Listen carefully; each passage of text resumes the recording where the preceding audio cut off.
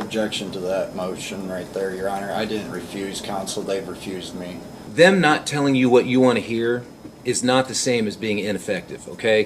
Out of the 5, 2 of them never even called me. I never even was aware that they were appointed to me, and they never even emailed me, called me, nothing. There was no mail, nothing. I wasn't aware that even 2 of those 3 came forward. On record, I want this noted, that they are all workers of this city, and that they do not want to help me in this matter. Well, Mr. Bishop, quite frankly, I'm a little tired of your conspiracy theories that everybody's out to get you or force you to do things. No attorney that's ever practiced in front of me has forced an individual to accept a plea. I have video Nor record. Mr. Bishop, it's my turn to talk. Sorry. At least one of the motions to withdraw, there have been allegations of verbal abuse by the defendant towards their attorney. A man representing himself in court today didn't have the best day. He's already gone through multiple lawyers, 6 to be exact, and keeps blaming others for his situation instead of taking responsibility. The courtroom atmosphere is tense. It's clear that the judge and legal team have grown tired of his repeated attempts to delay the process and treat the system like a game. He's not facing minor charges either. The allegations involve violating a protection order and misusing a school communication system. Despite all this, he keeps insisting on defending himself, even though he has no legal background. The judge reminded him that if he does choose to represent himself... Now, at this time, I am going to grant the motion to withdraw. And Ms. Ilola, if you would like to leave, you're free to go. Thank you, Your Honor. Before I do, though, I do want to make a record. Mr. Bishop did hand me a lot of materials to look over, which I did do so for his case. I would like to hand them back to him on the record, just so that way we do not have any further issues going forward. This is everything, including the flash drives that were given to me, and then including the new motions that were addressed, or this is the motion to withdraw that was sent to you also, but I wanted to give you a copy of it in person as well. And Mr. Bishop, are you satisfied that Ms. Ilola has returned everything that you had provided to her? I believe so, Your Honor, with a quick glance over. Very well. Counsel? Your Honor, I just wanted to make sure, clarify, does that include all the discovery provided by the state? I believe so. Based off of what I was given by Mr. Bishop, I believe that's all the discovery as well. All right. Thank you, counsel. Thank you very much, Your Honor. Okay, so a couple of matters that we need to address. Number one, the defendant, pro se, prior to the withdrawal of Ms. Ilola's counsel, filed a motion to enforce. That was filed on the 16th of January. In essence, the defendant is asking this court to order a different court to take legal action. This court has absolutely no authority to do that. Certainly, the defendant could seek a writ of mandamus from the Ohio Supreme Court, asking it to order the Domestic Relations Court to proceed. But Repeat this, that? I barely can hear you. I'm sorry. well, here's the thing. This court does not have any authority to tell another court what to do, all right? So I'm going to deny your motion to enforce. Now, there are certain other steps that you can take to try to get the relief that you sought from this court, but obviously that's something that you would have to do at this point on your own. Now, the other thing that was pending, and has been pending for a while, is the defendant's motion in limine regarding the use of a recording which purports to capture a conversation between the defendant and at least one, if not several, individuals at the Domestic Relations Court. The allegation being that the recording itself was made not by Mr. Bishop or the individual that he was speaking with, and in fact the state seems to concede that fact in its memorandum contra the motion to in limine. And the court did considerable amounts of research yesterday afternoon, and here is basically what I found. Normally, a statutory violation is not remedied by exclusion. For instance, if an officer stops an individual for operating a vehicle while impaired outside of their territorial jurisdiction, that's actually a violation of law. But because it's not a constitutional violation, a defendant would have absolutely no relief or recourse to seek any type of exclusion. Now we need to address the issue of counsel, or maybe we probably should have done that first. It doesn't really matter, because the last time we were here, when Mr. Iteum withdrew his counsel, the court did indicate and explain to Mr. Bishop that I would be reaching out to the Ohio Public Defender's Office to see if they would be willing to represent him. Thankfully, they were, and I explained to him that if they weren't, or if that didn't work out, that the court would very likely declare what's called a constructive waiver of counsel. So I've done a little research in that regard as well. There's a case out of the 5th District, actually, from April of last year. It's in re adoption of AMV. It's 2024 Ohio 1240 is the site. But basically it talks about the fact that in that case, 2 separate attorneys were appointed to represent the defendant in a parental rights matter. The rights are conveyed under a different authority than the constitutional, but it's pretty much related. And then after the putative father basically fired both of those attorneys, the court reached out to every other attorney on that county's court-appointed list, all of whom declined to represent the putative father. And the ultimate ruling was that the defendant had 2 options at that point. He could, A, hire his own private counsel of his choosing, or B, represent himself. But at this point, the court finds that it has done everything possible to afford Mr. Bishop his right to court-appointed counsel, but that if 2 were enough in that particular case, I think 5 is more than enough in this one. So the court is going to declare a constructive waiver of the right to court-appointed counsel, and I will explain to you, Mr. Bishop, that you have 2 options. Number 1, you can hire your own attorney using your own funds. Number 2, you can represent yourself. Do you understand that those are the 2 options you have? Yes, Your Honor. May I have a chance to speak now? He'll be held to the same standard as a trained attorney. Today, he came to court claiming he was ready for trial but didn't bring any proper documentation to prove it. The judge and prosecutor weren't amused. The prosecutor explained they had already rescheduled witnesses because they were told today wouldn't be the trial. She also pointed out that the plea deal offered was never for a lesser charge, but rather for one of the current serious offenses. At one point, he struggled with basic legal terms and looked toward the prosecutor for help, which only added to the courtroom's frustration. This wasn't a legal defense, it looked more like an effort to stall, and it's clear that people involved in the case are growing impatient. I need to advise you of the perils of self-representation. I want to confirm with you that you did not go to law school, nor do you hold a law degree, correct? Correct. You've never been admitted to the bar of any state to practice law, correct? Correct. Well, here's the thing. If you elect to represent yourself in these cases, you will be held to the same standard as somebody who has been to law school, who has passed the bar, and who has the experience of practicing in the courts of Ohio. The court would not be permitted to advise you on how to proceed.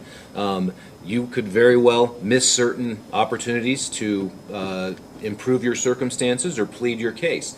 And that would be a risk that you would be taking by the fact of refusing to accept the assistance of court-appointed counsel.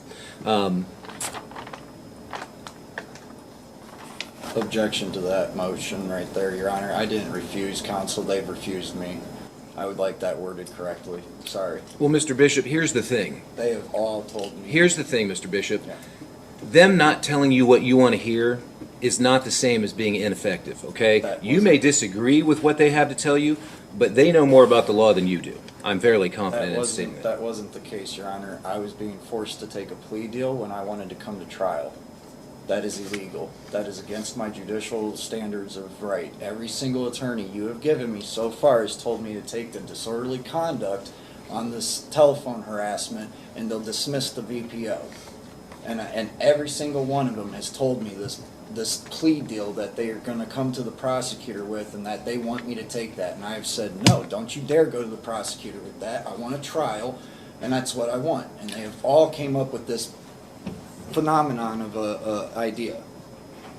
Every single attorney. And when I say, absolutely not, I want a trial, let's prepare for trial, next thing you know, we get a withdrawal motion.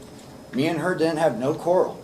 She just put her efforts into a rape case over me. And that's the same thing with that Ed guy. He put that whole situation, same thing with the previous attorney, Todd, or what have you, his name. And then I also want to put on the record, Your Honor, that out of the 5, 2 of them never even called me. I never even was aware that they were appointed to me. And they never even emailed me, called me, nothing. There was no mail, nothing. I wasn't aware that even 2 of those 3 came forward. All I knew about was Zach Tabler, Ed Talium, Todd something, and this Ariel Iolia, and that is it.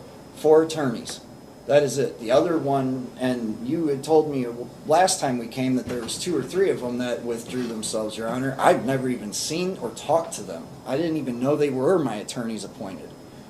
So, on the fairness side of things, I have not had fair representation, so I do want that to be put on the record that I have not had appropriate representation. That's why we've went through so many of them. And there was a $20 million lawsuit against the previous magistrate in this county, and all of the attorneys are aware of it, telling me, on record, I want this noted, that they are all workers of this city, and that they do not want to help me in this matter. Well, Mr. Bishop, quite frankly, I'm a little tired of your conspiracy theories that everybody's out to get you or force you to do things. No attorney that's ever practiced in front of me has forced an individual to accept a plea. I have video Nor record. Mr. Bishop, it's my turn to talk. Sorry. Nor have I ever accepted a plea that wasn't knowing, intelligent, and voluntary. That's why you saw me go through those questions with the 2 individuals who did, in fact, enter pleas in their cases before we called your case to be heard today.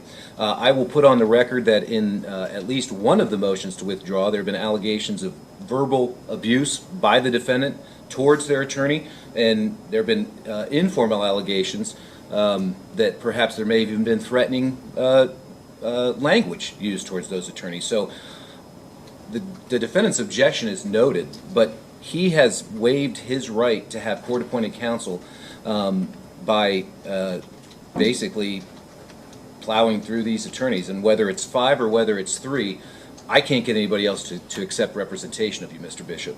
Now, certainly, you've indicated that you want to have a trial, and the court is more than prepared to afford you that option. And after today, we will be scheduling this matter for a trial by jury. The court will make a determination as to which case we're going to handle first, because I do not believe these are consolidated, are they? They are not consolidated, Your Honor, Your however. Honor, can you explain what consolidated means? Meaning they would be heard together at the same time. They are not consolidated at this juncture, however, we would be able to try them both at the same time. Well, the court finds that they're 2 separate and distinct matters, and in the interest of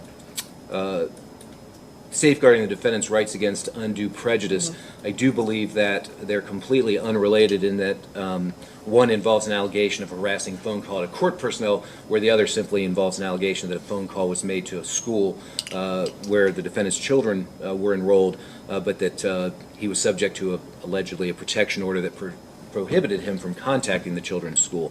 So the state certainly is welcome to file a motion to consolidate, but as former Judge Harris of the Fairfield County Municipal Court said, although I won't prejudge anything, you'll lose.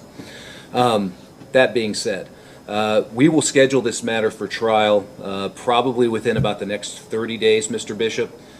If you, in fact, retain private counsel, by all means, make sure that they submit their notice of representation in a timely fashion. If you elect to represent yourself, if there were ultimately a conviction on either one or both of these charges, you would certainly have the right to appeal my decision declaring a constructive waiver of counsel to the Licking County Court of Appeals. What was it you wanted to say? Thank you, Your Honor. I'm sorry.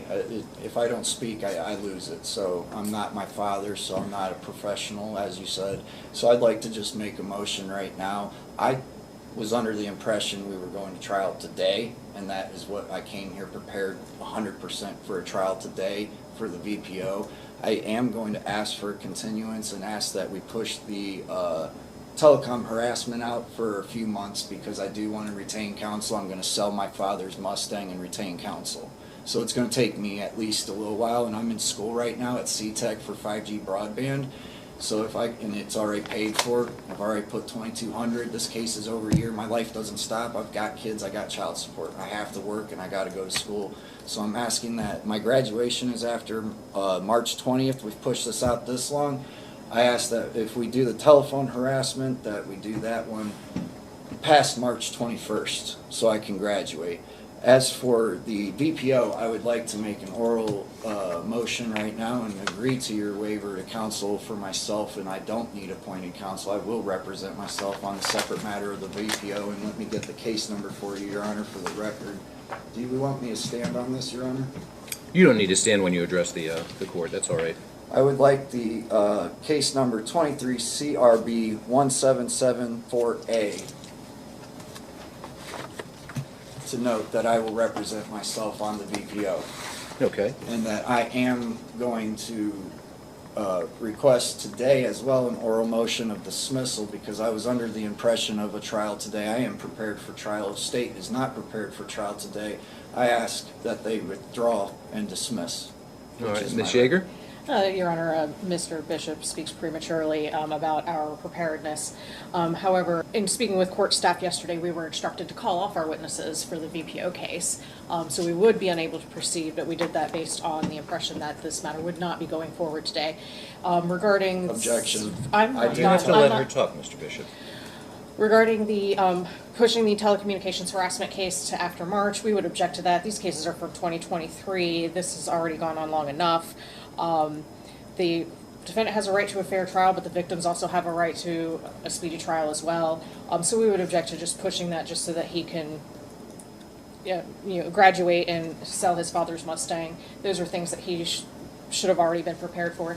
And since he did mention a disorderly conduct, we did want to just clarify for everyone, the state's offer has never been for a disorderly conduct. The state's offer has always been plea to the telecommunications harassment, and we would dismiss the protection order violation case. That's still what our offer is. However, if we do go to trial, we will be prepared to go to trial on both. Thank you. Alrighty. Your Honor, that didn't address my motion to dismiss. And we are not dismissing. Well, I was going to say, she doesn't really have to address it if she doesn't want to, but... Okay, as far as your indication, Mr. Bishop, that you wish to waive your right to counsel in the 23 CRB 1774 case, I just need to go over this with you on the record in open court. You do have the right to be represented by a counsel of your choosing, by hiring somebody. You have the right to apply for court-appointed counsel, which you've done, and which the court has granted on numerous occasions in this particular matter. Obviously, the court was declaring a constructive waiver of counsel, but if you're affirmatively waiving that, we just need to put that on the record to have you sign off on it. Be advised, representing yourself exposes you to a number of pitfalls and dangers. Self-representation is never recommended by any court that I've ever known because laypersons do not always know exactly how the law works or what the law is, what procedure is, but you would be held to the exact same standard as somebody who was trained and who was licensed to practice law. Do you understand that? Yes, Your Honor. And as far as that's the protection order case, right? Yes, Your Honor. Yeah. As far as that's concerned, is it your decision to waive your right to counsel and to Yes, represent Your Honor. yourself? All right, I'm going to have the bailiff present you with the form entitled Waiver of Counsel. If that is indeed your decision, make sure you go ahead and sign off on that, please. You sure you read it okay? Yes, thank you.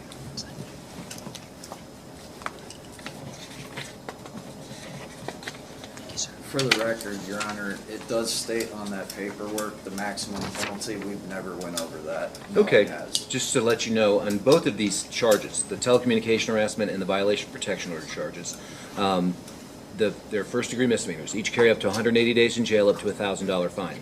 They're also both what we call enhanceable offenses, which means if you were to plead guilty or be convicted of either of them, if you were charged with the same offense that you were convicted of here in municipal court, it could be filed as a felony-level offense and carry a potential prison term, but your exposure, as the charges stand here in this court, are up to 6 months and a $1,000 fine. Understand? Yes. All right. And the record should reflect that the court did advise the defendant after he signed, but does that change your decision to want to waive your right to counsel? No, Your Honor. On that case. Okay, so the Not court will on accept that the waiver. case. Okay, well, I'll go ahead and I'll grant the motion to quash without objection from the defendant.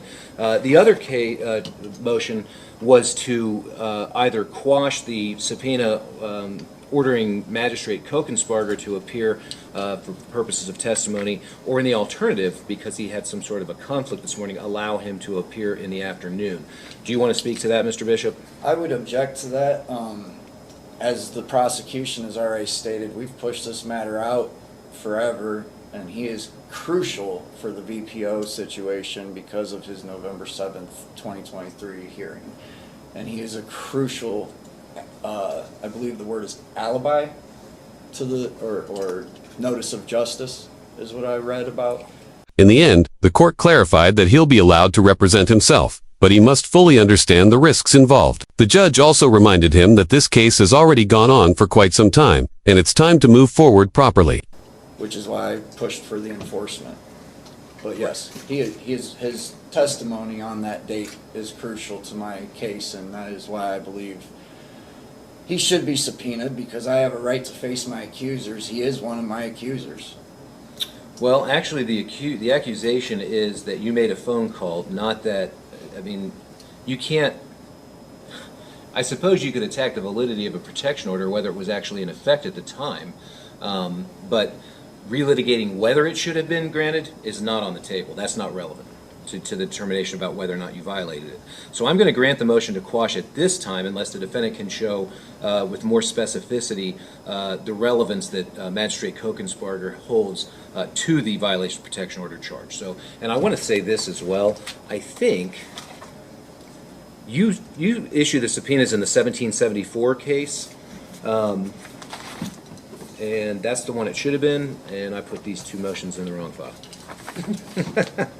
Okay, so I'm going to go ahead and I'm going to grant both of the motions to quash. As I said, you can reissue your subpoena for our next court date, but you'll have to show with some specificity why you believe that the magistrate has relevant testimony to provide. Well, my question to that, Your Honor, is the validity of my audio that I'm presenting on our trial date, because that is...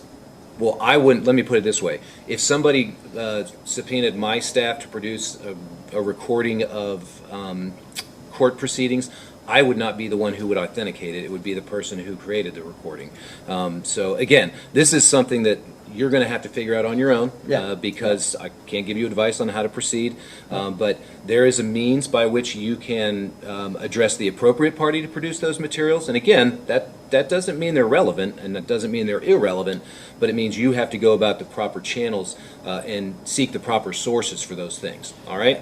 All right, and then also final for my record, Your Honor, I would like open access to be able to speak with the prosecution, and so the VPO matter on case number 23 CRB 01774. Since they are separate matters, I would like to be able to have that line of communication between me and the prosecution open as is usual custom standard. Well, you'd be surprised how frequently the prosecution fails to respond to emails and phone messages from actually licensed attorneys. So I can't force them to talk to you anywhere other than inside the courtroom, other than responding to any pleadings that you file. Certainly you have the right to contact them to see if they're willing to speak with you, but they're not required to prior to trial. Absolutely understood. Okay? Yeah. Anything else? No, Your Honor. All right, very well. We're going to stand in recess, and notice of the new court dates will be going out. It would be the court's intention to The telecom is the oldest one. yeah, that was what the court was going to try first, was the telecommunication harassment. But as I mentioned, the state's more than welcome to file a motion to consolidate, but I'm not inclined to grant that because I do find that it would be prejudicial to the defendant. Oh, Okay? Your Honor, one more thing, just since he asked about open access to the prosecutor. I believe I indicated to Mr. Bishop last time when we were here with Mr. Otayam, and my position on that still stands. I will speak to him in court on the record, or I can speak to him in writing through email, just so that there's no miscommunication and no issues on either side. Okay, very well. Thank you very much. Court stands in recess. Can I get the email? Yes. I emailed you. Let us know in the comments. Do you think the judge handled this fairly? Should courts allow people to drag cases out like this? And what should happen when someone refuses to work within the system? Thanks for watching, and subscribe my channel. Final Word, Court.